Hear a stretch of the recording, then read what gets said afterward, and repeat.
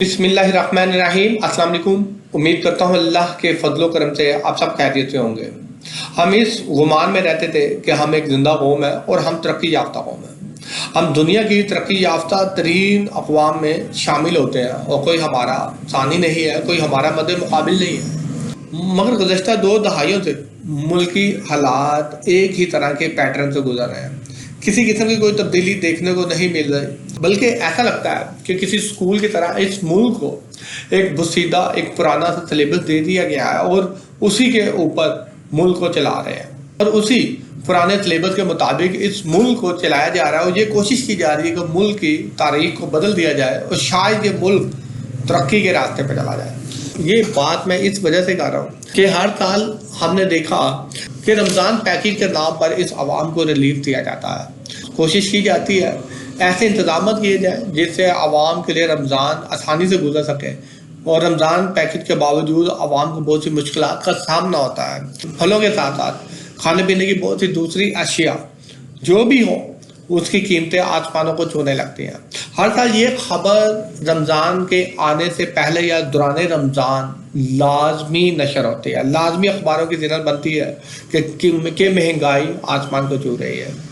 जहाँ तक खसूसन रमज़ान में महंगाई कंट्रोल करने में हुकूमत नाकाम रहती है, वहाँ पर हम आम पाकिस्तानियों का भी बहुत बड़ा कसूर है कि मौके को देखकर चीज़ों की कीमतें अपनी मन मर्जी के मुताबिक लगाना शुरू कर देते हैं। फिर अजीब अजीब से खूबसूरत से थंबनेल हमारे आंखों के सामने यूट्यूब से गुजरते हैं। सादगी की उम्दा मिसाल बिना प्रोटोकॉल के रमज़ान बाजार पर छापे, रेट लिस्टें नकलवा ली, दुकानदार हके बके, सब कुछ सस्ता कर दिया।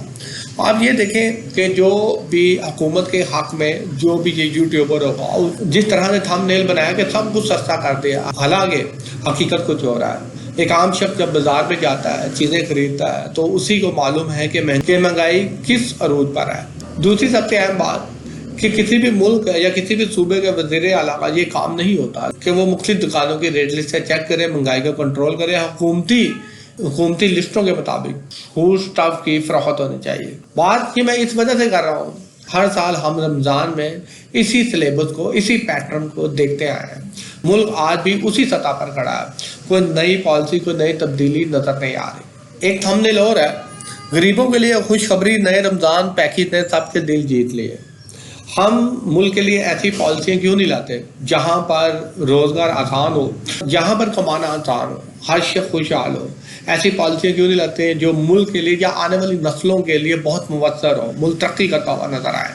हम उल्टा IMF से कर्जा लेकर मुल्क की इस्लाहात को नज़रअंदाज करते हुए बहुत से अवाम के रिलीफ के लिए बहुत से पैकेजेस का ऐलान कर देते हैं। पिछले 2 दहाइयों का जिक्र इस वजह से किया कि इन 20 सालों में जो खबरें रमज़ान में आती हैं वो एक जैसी हैं। रमज़ान में चीज़ों की कीमतों को कम करने के लिए, अवाम को रिलीफ देने के लिए हुकूमत की जो कोशिशें हैं वो एक ही तरह की हैं।